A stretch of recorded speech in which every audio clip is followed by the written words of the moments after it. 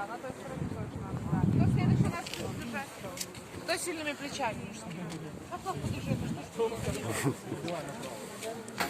не, подожди, надо распределять, надо по-честному играть.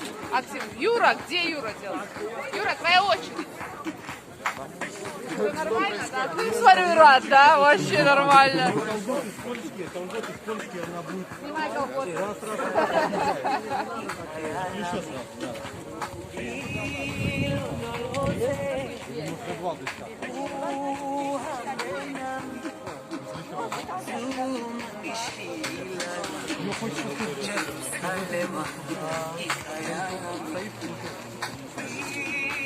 No lo sé.